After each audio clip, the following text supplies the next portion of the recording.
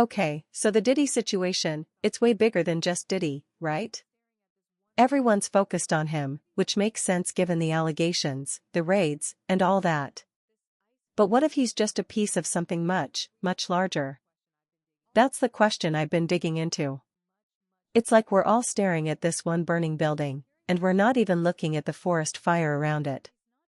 I mean, think about it. The guy's been in the industry for decades, decades. He's not operating in a vacuum. He's connected to everyone. So the idea that he's some lone wolf doing all this stuff just doesn't ring true. And Joe Rogan, love him or hate him, actually brought up some really interesting points on his podcast that got me thinking.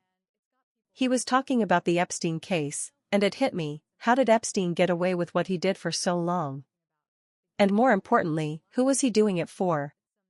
And that's where things get uncomfortable, because you start to realize that these guys, the Diddys and the Epsteins, they're not the top of the food chain. They're more like middle management. They're facilitating something for someone else. And Rogan pointed out this weird pattern where these guys get indicted, but nobody else ever seems to get dragged down with them. It's like they're protecting the people above. It's like, okay, we'll sacrifice this one guy, but we're not going any higher. And that's what's so messed up, because it means there's a whole network of people who are complicit, who are benefiting, and who are actively making sure that the truth never comes out. So who are these people? Well, that's the million-dollar question, isn't it?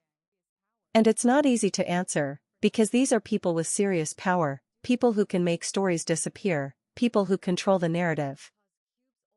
And that's why it's so important to start asking these questions, even if they're uncomfortable. One name that keeps popping up, and it's a name that a lot of people are afraid to say, is Lucian Grainge. He's the CEO of Universal Music Group. Basically, he's the guy who runs the entire music industry.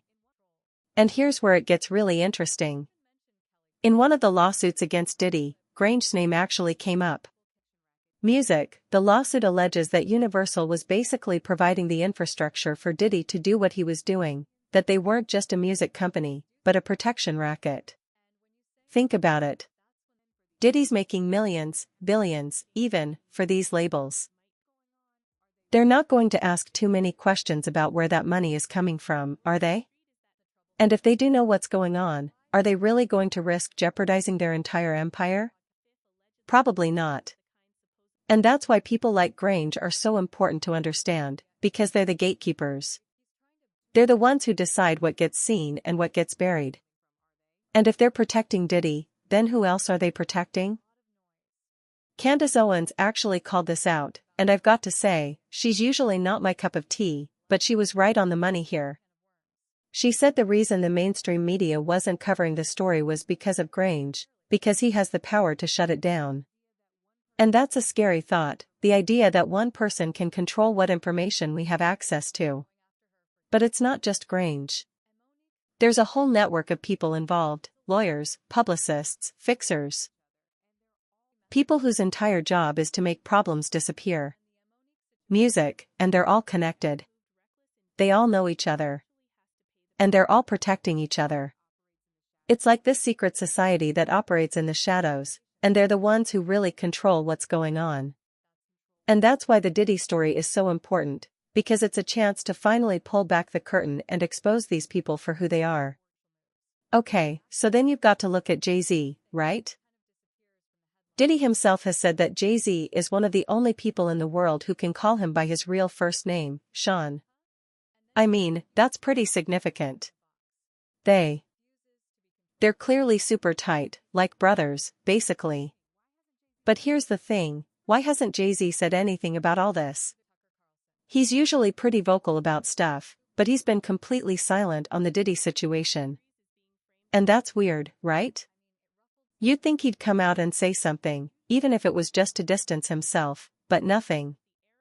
And then there's this whole thing with Jaguar Wright, right? She went on Piers Morgan and dropped some serious bombs about Jay-Z and Diddy. She basically called them both monsters and said they'd been running the industry for decades. But the crazy part is that whole interview disappeared, like, scrubbed from the internet. how does that even happen? Unless someone with serious power wanted it gone.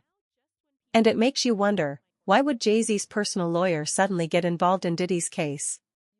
Is it just a coincidence, or is there something bigger going on behind the scenes that we're not supposed to know about?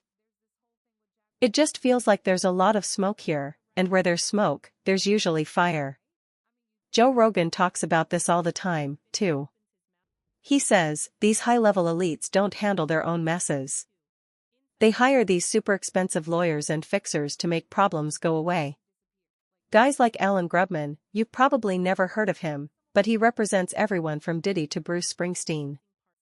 These are the guys who connect the whole industry. They write the NDAs. They bury the stories. They control the information. And in this world, information is power. And it all comes back to this facilitator model. Diddy. Epstein. They create these environments where powerful people can do whatever they want without getting caught. But they're also being watched. They're being recorded. And that footage is being used for something, whether it's blackmail or just insurance. It's music, definitely being used. Elon Musk even hinted at this on Rogan's podcast. He said that one of the reasons certain politicians get so much support from billionaires is because they're terrified of what might come out if the wrong person gets into office. The Epstein list. The Diddy tapes. It's all connected. And you've got to wonder, who has all those tapes now? What's actually on them? And what would happen if they were released? It would be total chaos. But maybe that's what needs to happen to expose the truth. Then there's the whole TD Jakes thing. I know it sounds crazy, but hear me out. In 50 Cent's documentary, they strategically put TD Jakes' picture up during the parts about Diddy's parties. Now, 50 Cent's not exactly known for being subtle, so a lot of people think that was a message. And when TD Jakes was asked about the Diddy allegations, his response was super